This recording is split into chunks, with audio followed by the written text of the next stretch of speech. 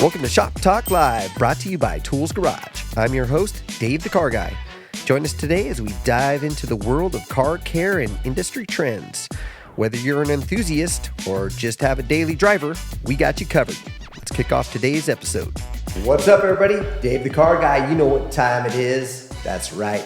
Time for Shop Talk, where we are talking shop. Today, I got a good friend of mine out here, Mr. Jack Ramsey from RJ Pro Tech Group. Welcome to the show, Jack. Thank you. Pleasure being here. Awesome. Appreciate it. Awesome. Been trying to get Jack on here for quite some time now. So Jack is one of my important vendors that we use for our company. So Jack, why don't you tell us a little bit about what RJ Pro Tech Group is? Sure. RJ Pro Tech Group is a IT support and cybersecurity services company. What we do is small to medium-sized businesses reach out to us that have and understand the need for IT, but they don't have anyone that can really provide them that true service. So they outsource all the management for all their computer services, all of their cybersecurity, servers, routers, networks, everything that relates to IT, phone system, camera systems. They outsource that to us for us to come in for a flat monthly fee, and then we maintain everything for them. Well, I know what all that stuff means because Jack is my guy and RJ Pro is my group. Let's get granular. What does IT mean to the layman? And, when you say computer services and all these things that you do, what is it at the basic level? What does that mean for somebody who's just starting out a business who has no idea that they're now having to become their own IT support? What does that mean? Sure. A lot of people, when they spin up a business or they've had a business for a while, they're used to an environment where they have like a break fix, what we call break fix. A guy that comes in and I know a guy, or my cousin maintains my computers, something like that. But so many times we walk into an environment with a client will bring us out to just take a look at something. And at that point, we're able to say, hey, look, your business needs to be, it's your main everything. And it's like a child. And it needs to be babied. And so this IT side of it means that they offload all of that to us, all their workstations, for example, all their security, all of their, everything that deals with that little workstation. And if they have a problem, they just pick up the phone. We have techs that they can talk to right here and resolve the issue remotely for them. So it's somebody that understands they have the need for technology, but they don't have or know where the resource is to do that. Yes. And we can get as granular as we like with, the computer itself. You need this type of computer for your business. You need this. We're able to be a consultant to them and say, hey, look, this is how it should be done, and this is why, and then build that infrastructure for them. Yep, I think that puts the hammer to the nail. So in a nutshell, it's like, when you're starting a business or running one already, like you said, you're that 800 number tech support live chat, something that you need because oh my God, my printer is not working, right? My printer's not working. How many of us have had to say that? But you and your company are the ones that you'd be like, Jack, my printer's not working and it's about to get the hammer. All right, try it now. Thank you, Jack. That's what having an IT company is, right? Yeah, kind of, sort of. It's absolutely. You don't have to wait. Yes. For us, we invested heavily in technology and the resources to be able to provide a company IT services that would normally be found in a Fortune 500 company with an IT staff. If a client has a printer problem, then they can either send an email to our tech team or they can just call in our tech team. In about 30 seconds, we can be remoted over to your machine You show us what's going on. Oh, I see the printer needs a new driver. Install it. Okay, thank you very much. Have a great day. Our techs aren't there, and because it's a flat rate fee, we're not there billing you by the hours. Yeah. And we're there to get in and get out. If I'm spending 100 hours on your network for a month, I'm losing money. Yeah. So my techs are in and out, get the job done, take care of our clients, and let them get back to business. Yep. And you guys are very quick to the results, and that's huge. My wife, Audra, was in IT for years. That was her career, and she was our IT support in the beginning. And she's on site, and it was demanding. It was demanding of her time because, I don't know why. Nothing ever seems to like to work together. And if it gets an update, it's like, oh, crap, I just learned Cantonese. Now I'm not going to speak to the printer anymore. So until it learns how to speak it. Exactly. So those are the things that happen all the time. A random update, random whatever, a random restart. So having an actual company that is good at all of it is kind of nice, man. I mean, you have this client on all of our machines that kind of almost lets you know something's wrong before I know something's wrong. Absolutely. Yeah. Our agents, they do about 15 random checks throughout the week. And they're constantly looking at the performance of every workstation. And right now we support a little over 1,000 workstations. And they're looking at that workstation for any events that may cause a problem. And it raises a flag to our tech team so that they can take care of it before it becomes an issue. Clients are always, they're like, we hardly see you guys, we're like, well, that's because everything's running smooth. And they get what they call an executive summary report. Those that want it, the CEOs or the owners.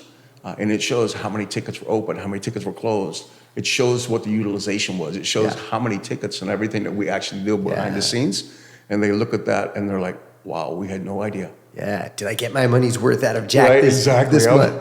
Yes. Yeah, I get it. Yeah. So that part of it is huge. And that's like in any industry, right? We're an auto repair, Everybody thinks of auto repair, break fix, right?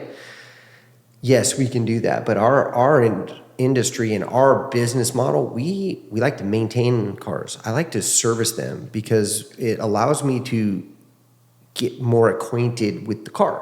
Absolutely. Right? I can see stuff that looks worn, might need to be addressed sooner than later, but it's okay for now. And it helps me keep my client just coming in when I know and they know they should be coming in a couple times a year. That's it. No surprise visits. That's what the maintenance is. Yeah, right? It's like, for us, it's our proactive maintenance, things that we do behind the scenes. It's just like you doing an oil change, somebody bringing their car to you for an oil change on a normal basis. Well, you need to have these things done on your computers, your networks, and all that on a normal, reoccurring basis. Yes, absolutely. Yes, like if I was an IT company, my client would be paying me monthly for my service, and when it comes in and there's something else different, we would just fix it, right? Yeah. You've paid for it, just there's one invoice, not today, and right? that's it. It's over. Yeah, one invoice, that's it. Yeah, so we obviously don't have that type of system in our industry, but in a way, when your car comes in and we're doing a couple $100 service, and we find a flux capacitor that's bad, and we change it, well, yeah, that's your accumulated costs of your vehicle over that span of time. It's absolutely. And you guys, you're able to identify things on a car that's wearing, and hey, you need to get this replaced pretty soon. Yep. And our system does pretty much the same thing. It says, hey, this is going on. We might want to eventually take care of this, because if you don't, in your case, you're going to be stranded down the road somewhere on 26 and have to get a tow truck and do all these things. It's the same thing with us. Okay, if you don't, and this happens, then the computer's going to be broke. You can't work with it. And how many labor hours of people sitting around waiting for text to show up or whatever to get it fixed, Absolutely. The and appreciation. time's money. Appreciation of you picking it up early and fixing it is paramount in in the use of our stuff. So that's how we operate as well as an auto repair. We share it all because, hey, I want to let you know this is what we see. Yep. This is my IT support version of, fixing it ahead of time. I just need your approval. Exactly. Right? Yep. So that's cool. So you've done a great job with all three of our shops.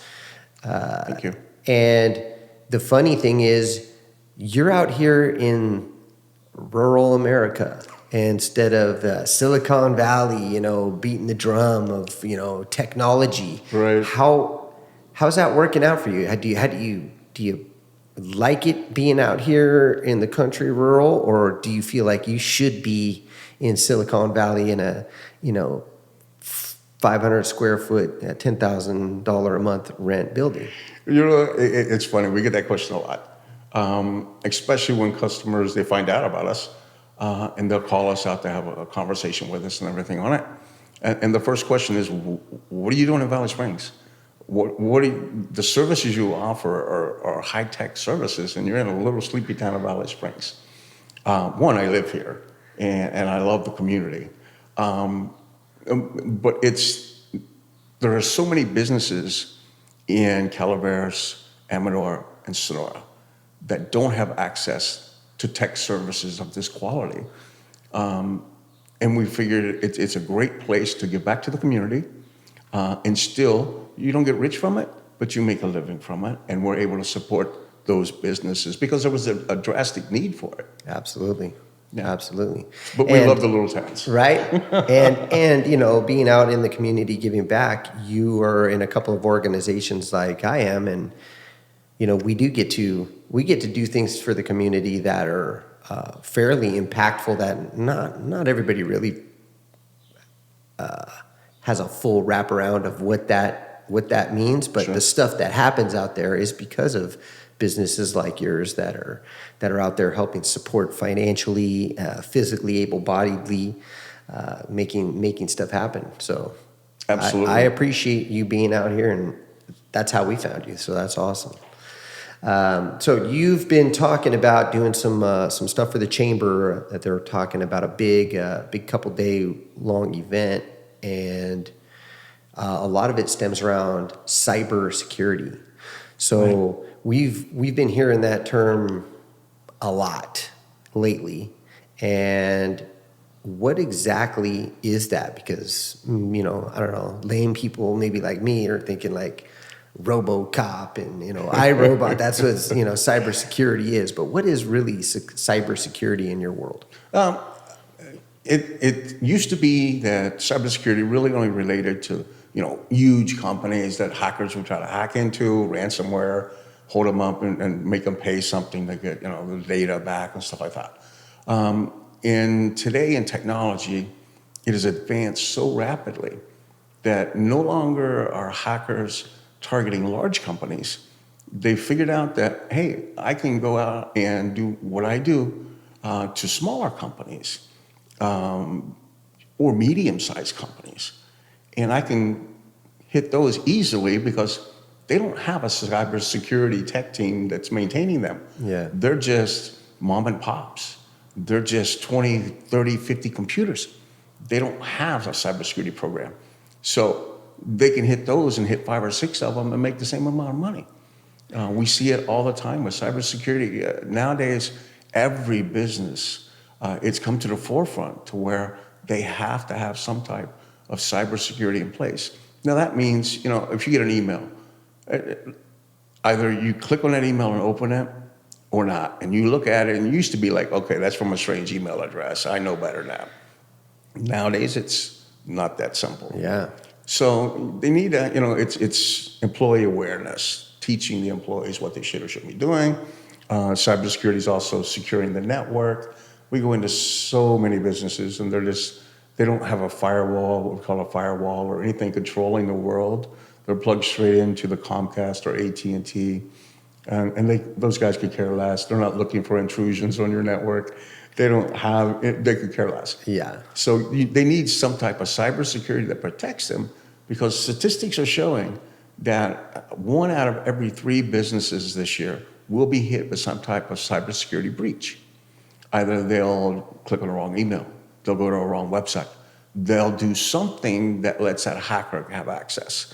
And out of that, if any business statistics show that 67%, if they happen to have a cybersecurity attack within their network, within the next year, they'll be out of business. Because so many things happen when you're hit with a cybersecurity breach. All of your customers, they have to be notified. You've got to shut your operations down, find out how the breach occurred, and fix it. If you have cybersecurity insurance, they're going to come in and audit. Why did this happen? Oh, this computer over here didn't have a password on it. That's how they got access. Yeah, no thanks, because you said you did this, and this when you signed up for your cybersecurity insurance. You're not doing that. We're not covering it. So we see it all the time. Yeah. And it's just the vulnerabilities and the risks are really, really high now. And the little companies are the low-hanging fruit for them. Yeah. And they don't have that help. They don't even have the person that they can call typically, right? Absolutely. Wow, that's crazy. Well, it's good to know that we're in good hands. RJ Pro does a fantastic job. You guys are awesome. I know my team uses the tech support. They send out the little the client messages like, hey, or whatever's down. I think they're all getting comfortable knowing who you are and how quickly you get stuff done. So all that's cool business wise. What does I know I say this to you every time, but it's like every time I say your name, Jack Ramsey, I feel like I'm talking about some sort of action hero, Jack Ramsey. It makes me want to change my name. So what does Jack Ramsey do for fun? For fun? Well, the company, we've been in business now for about a little over 12 years. And so running a tech company is not something that's, 9 to 5. You don't punch out. So I spend a lot of time with the company, of course. But I have a fantastic wife. We live right on the outside of Valley Springs. We have horses, we have chickens, we have dogs, we have pretty much birds, you name it, we have it. So we enjoy the outdoors life. We enjoy our church organization, support that a lot. So when we're not working, we just like to spend time out with the animals or donating our time to our church organizations or just relaxing. Sometimes it's just like, I need a break. I need a day to just unwind before I go back into that Monday morning. Right. Well, that's the entrepreneurial myth. I'm going to get in business for myself, so I have all my free time. It is nice to unwind every once in a while.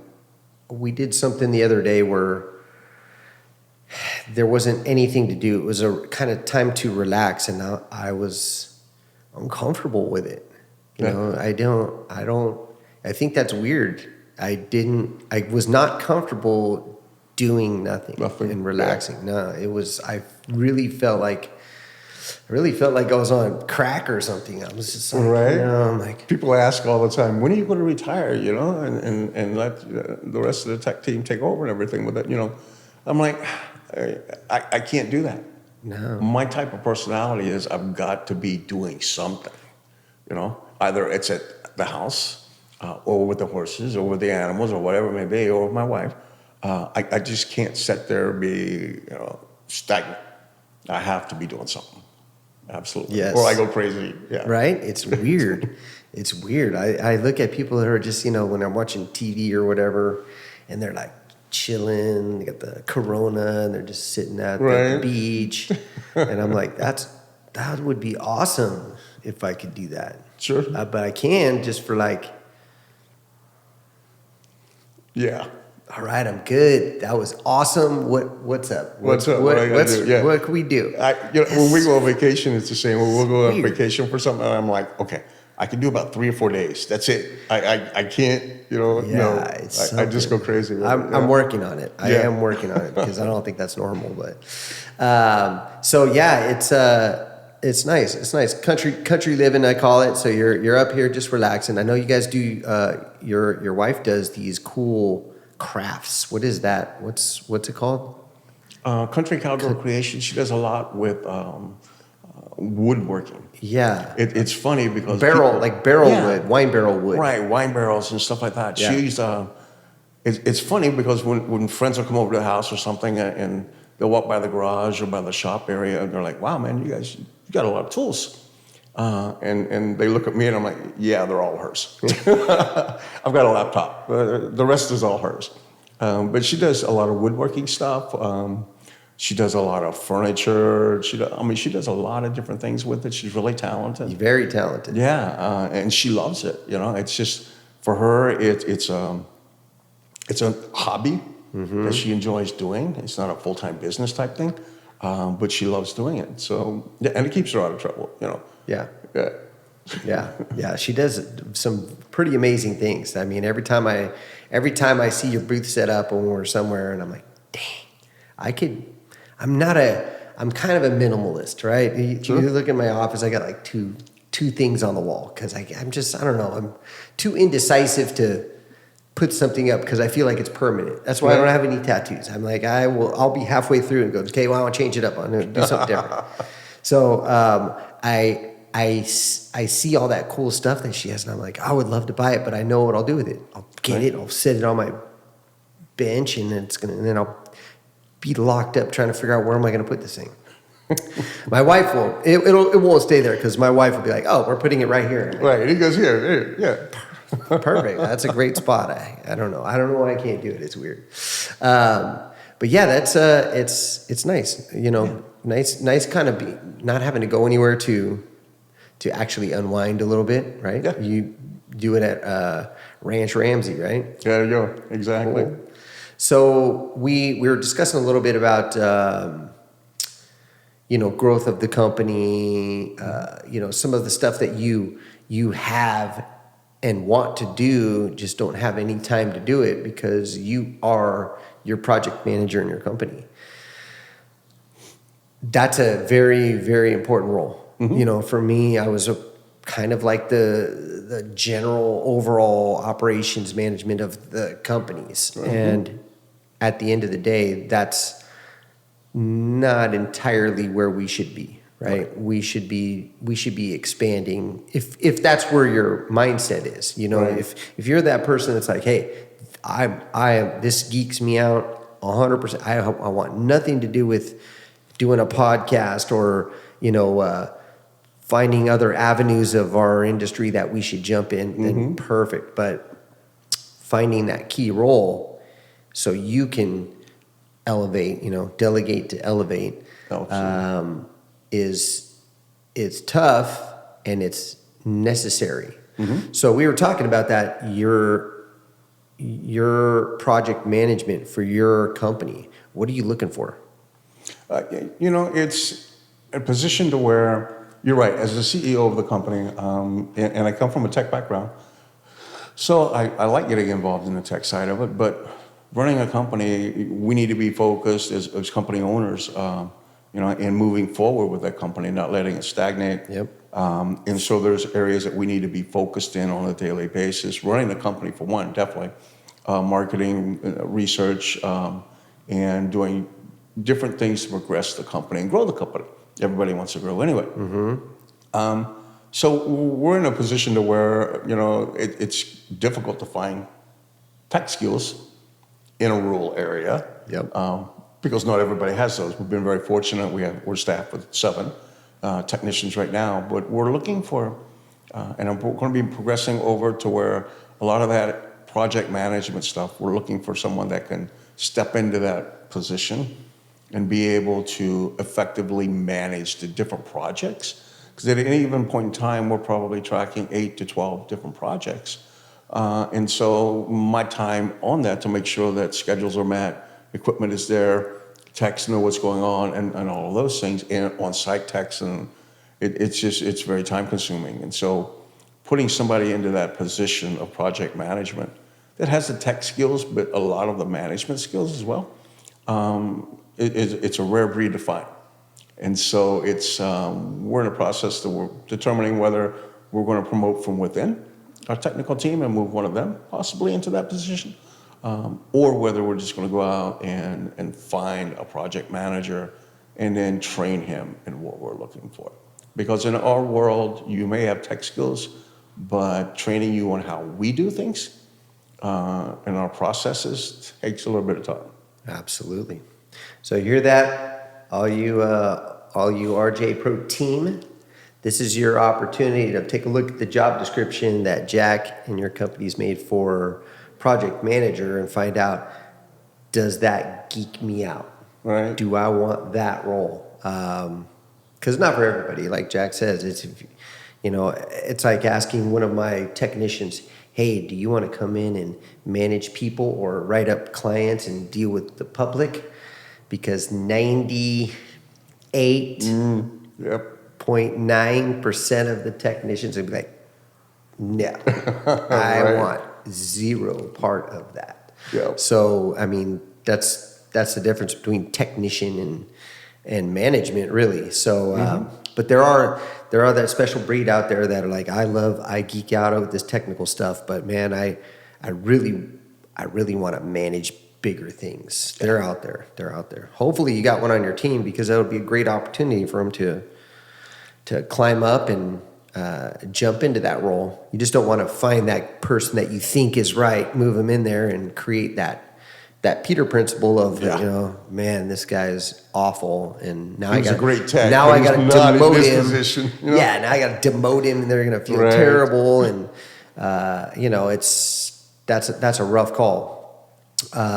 So yeah, anybody out there on RJ Pro team, because I know everybody's going to watch this. Absolutely.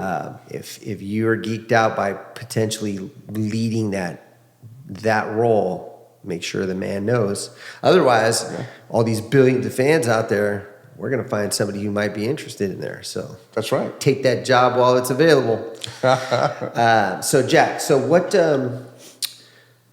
what do you see for the future? What do you see for the future of your company? Let's just say you actually do find somebody that wants to take this role. Where do you want to take it? Like I said, we support probably about 1,000 desktops, a little over 1,000 right now. Max capacity for us at current staffing would be about 1,500. So we're definitely looking to grow the business. We're very heavily involved in Valley Springs, pretty much all the businesses here. Jackson, we have probably about half of Jackson that we deal with. Sonora, we have clients up there, but not as heavy because we haven't heavily marketed. So over the next year to year and a half, we're looking to focus more in the Jackson, up in Amador County, or up in the Sonora area as well. We don't want to really grow to a point to where we have 5 or 6 offices in different locations and doing all this thing, because that's more of a management nightmare for me. Yeah. So we're going to keep it focused in our operations center here, but we do want to expand out into those communities and get involved in that. That's why we're doing some different trade shows, some different events in the communities. We're going up into Amador. The chamber up there has invited us in to be guest speakers for cybersecurity. And so we're doing a lot of different things in that community just to bring awareness of IT and the technology and let them know that, hey, these resources are available. It's a very different, unique setup, different than your break fix guy to where, oh, wait a minute, my computer's broke, who do I call? Yeah. So that's our future goals is to move into that position, get a project manager to where that frees me up to do those type of things for the company. Yeah.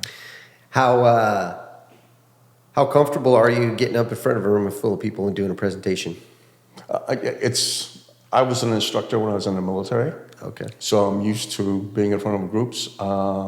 When I was out of the military, I was also an instructor for Microsoft. So I was being in front of large organizations, giving presentations and classes. Students on the functions of different programs and stuff inside of Microsoft. So I'm very comfortable in front of a large group of people. Yeah. So the military, what branch? Army. What'd you do? 9 years. Loved it. 9 years? Yeah. Spent probably about 90% of my time in Europe. I worked with short-range air defense radar systems. So that's where my technical side of it started. Most of the time I was stationed in Germany and spent about 9 years with that. Had an awesome opportunity from Lockheed Martin right there in the town that I lived in to go to work for them. So I decided at that point to transition from the military to a Department of Defense, Lockheed Martin, and go to work for those guys. And I spent another 6 years working with them. Very cool. Yeah. And then with Microsoft, you said, how'd We you end worked up with, there? the government had a contract with a DoD contractor to come in and teach dependents, service members, different levels of computers.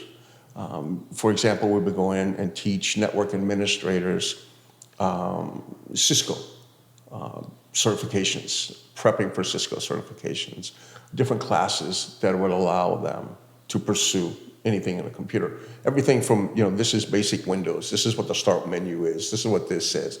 Here's how you use Microsoft Word, to advanced networking, Exchange servers, those type of things. So it was definitely fun. I enjoyed that. I had about 11 different countries that I traveled to give 2-day presentations and then back home for a couple of days. So I got the opportunity while there to travel extensively throughout it. Loved it. Absolutely. That's cool. That's cool. So the traveling part of it, you loved. I did. It gets old. Yeah. Working with Lockheed I learned a great deal about business and the government and contracts and how all those things work. And traveling was always, great. I would talk to my family and they're like, you've got the most awesome job in the world. You're in Italy today, you'll be in Spain tomorrow, and you're down in Turkey for 3 days. And it's like, you don't understand. I see the inside of an airport. The hotels all look the same. I see a hotel and I see a restaurant. That's it. Yeah. Yeah. Yeah, that's crazy. I'm an automotive technician by trade, and growing up as a technician, you see the inside of a shop. That's what you see. That's what your world is. And as I transitioned into ownership of a business, I started learning about business, and I partnered with some training companies. And I remember my first time traveling for work. It was crazy. I got my nice suit on. I bought a briefcase and everything, and I went, and it was awesome. I was like, this is great.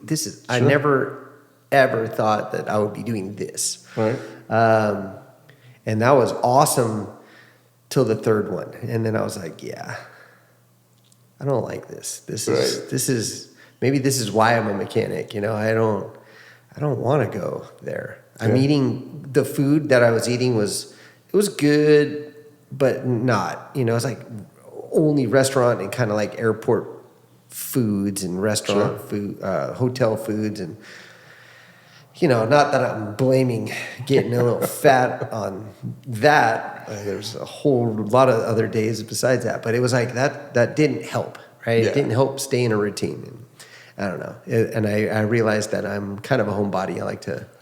Yeah, it was great, when you first do it and your first couple months of it, and you're like, this is awesome. I love this. And after a while, you're gone all week, sometimes 2 or 3 weeks, sometimes 4 weeks at a shot. And you're away from your wife and your kids. Or, you would fly in on a Friday and drop off your suitcases at home, spend Saturday. Sunday, you're back on an airplane headed somewhere. Yeah. Our headquarters was out of the United States. So when I had to attend corporate things, I would have to jump on an airplane, take an 11-hour flight, fly in to attend a meeting, and then fly out the next day back. Oh, yeah. So it got old real quick. Yeah. People look at that and they're like, oh man, it would be awesome to be a jet setter. Right. It is kind of neat and it is kind of fun, but just like anything else, there's a flip side to it. Yeah, there's a flip side. Absolutely.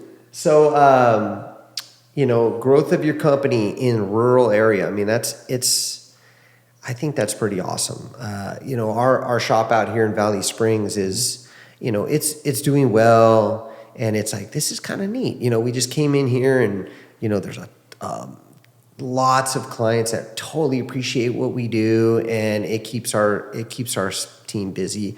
We're not getting rich from a shop like this, but it's serving a need for the community, and I have all my employees are all local, so it gives them a good job too, good insurance, good retirement benefits, etc. It's like they get to work for a real company, right? So it's kind of neat. We've thought about expanding into those areas too, a little bit more east, north, etc. Knowing that they're going to be a little smaller and I don't want to say niche-y, but kind of, right? They're just a little small because your community's smaller. Some people are going to really appreciate what you do. Some people are going to really hate what you do. Because there is no in-between, apparently, out here. So whereas like San Carlos and Stockton, we got a blend. There's way more of a blend. There's a ton of people that really appreciate, a ton of people that do not. And then you have a lot of in-between. You're like, well, it's here. Right. It's here. It's, I don't know, whatever. But the expansion out that way I like the idea for your business for sure. Because we, as a small business out here, I can only imagine if I didn't have you guys, I would be freaking out. Because I have with the 3 locations and everything is integrated as it is, I'd be in a world of hurt. I'd be having to obviously maybe use a company that's based out of the Silicon Valley area. Right. Yeah. But they won't want to be all jumping up here and fixing up the lack of internet or the whatever that happens out here. Exactly. Somebody hits a telephone pole, we're down with power, we're running on generators. Different world out here. It is. It's a totally different world. How do you guys give people advice when they're opening up something for the very real potential loss of A, power, and B, internet and stuff? How do you present what people should be buying out here? Each business that we deal with is unique. They have unique circumstances. They have unique needs. They have unique areas. We have some areas that are in rural areas, even rural in Valley Springs, if that's possible. And they do lose power a lot. They lose internet a lot. And we're able to go into those guys and say, hey, look, you need to make sure that you have a backup UPS, a little backup power source on every machine. So that if power goes off or flickers off and back on, you're not damaging your equipment, it's protecting you, and at least it'll give you a little bit of time. You need to get a backup generator if you're really serious about this. So there's different things that we advise them on. A lot of them will say, hey, our internet is so up and down. And so we go in there and say, look, you need to have a redundancy. You need to have, your normal Comcast internet, for example. And then you need to have a secondary internet that's plugged in to the network so that if Comcast stops, the other one just picks up, keeps going. So you really don't drop internet. Yeah. And when Comcast comes back online, you flip back to that. So, but each one is unique. Some clients are like, yep, I need that and make it happen, please. And some are like, oh man, no, I think I'll just stick with this. It's totally up to the business owners. We can only present pros and cons. Yep. This is what we would recommend. And then what you want to do with it, just let us know. Yep. Transparency. That's the same thing that we do. Hey, here's what we see. Yeah. Want it? Don't? Cool. The funny thing is, like, we're out here in this rural shop, and some of our operational costs in our tiniest location is the most cost. Why? Because we need to have redundancy in a lot of things. So, we do have a generator out here, and we have a local internet provider that actually has a tower on our facility because it's in a good location. It can service lots of people, and when the power does go down, we have backup generators. So. It's kind of cool being, these are one of those things like your company, my company, we get to help the community even when they have no idea Right. who's helping, right? So that's what's kind of cool being out here. Cost, but it brings some. People are getting benefit from it, from your Absolutely. cost. Yeah. Because at the end of the day, they're kind of helping pay for it anyway. We're just not pocketing it all, and it's going back into this community. Yeah, absolutely. Yeah. I mean, when we monitor, because we do monitor critical assets on all of our clients, is their internet up or down? Is this critical server up or down? And it alerts back to us. And so we have to have redundancy in everything we do, because I can't have my company drop internet. That's just not going to happen in our world, because clients are going to be saying, hey, I just went offline. Why didn't you? Ouch. So we need to be aware of that and have redundancy built into it. So we experience those things as well firsthand. It's like, okay, we got to have something as a backup means for this, and for this, and for this. Because, Jackson may have power outages and we see it and everything else, and that's fine. We can respond to them. But when we're offline, we're flying blind. We do have alternate locations to where, like my home office, if I have to, it's outside of the Valley Springs area. So if we go completely down and PG&E drops all of our power and everything else, which happens, then I'm able to at least go to that secondary office. Everything is there. We're still up and running. We're still functioning. So we have a couple of those different offices that are located just for that reason, if we need to spin up. Yeah. Right? That's crazy. Well, that's awesome. It's very cool to see a company as power packed as RJ Pro up here in our little sleepy town, servicing pretty much all of our county and surrounding counties. Eventually, all of them, right? Yeah.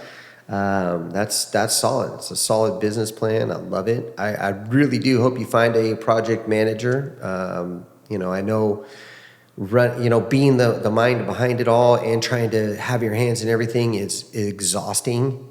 It is. Whether Absolutely. you're physically doing something or not, it is exhausting. So I do hope that you find someone out there that really wants to take the reins on that and runs, because it makes a huge difference, man. It really does. It opens up the possibilities to what Jack Ramsey, action hero, gets to accomplish. Exactly. Yeah. All right, Jack. Well, for everybody out there watching who had an inkling of either kind of starting to run your own IT company, or like really is a great project manager with a flair to in technology, reach out. How do people get a hold of you, Jack? Sure. They can visit our website. They can go out to rj-pro.net. And all of our services and everything's out there. Our contact information is also out there for you. You can reach out to our office, call in to our admin team there. They can definitely put you in contact with the right person. And if you want to send an email, you can just email me at Jack, at rj-pro.net. All of those modes of communications, we're definitely looking for techs, project managers, or if you're a business out there that is interested in IT services, or someone that could use support, you might want to work for it, or just to have us come in and look and see what you're doing and say, okay, this is the recommendations. Not a problem. Reach out. And if all else fails, you can reach out to me for references, because I can give you the real skinny on how good RJ Pro services really are. And if you're looking for a position at their company, I will definitely be working with him on a finder's cut. No, just kidding. But yeah, if you really want to reach out to me to find out about the services, I am open door. And I can just tell you, I know Jack personally. I think he would be a great guy to work for. So if you're looking, feel free to reach out. All right, Jack, it's been awesome. Thank Great you. conversation. Thank you so much for having me in here today. Yeah. You are very welcome. We're gonna end this on a good note. Cheers. Sounds great. Cheers. I'm Dave the Car Guy, signing out. Thanks for listening to Shop Talk Live. For more episodes, follow us on YouTube, Facebook, and Instagram at Tools Garage. Remember, drive safe and stay tuned for more. Until next time, I'm Dave the Car Guy, signing out.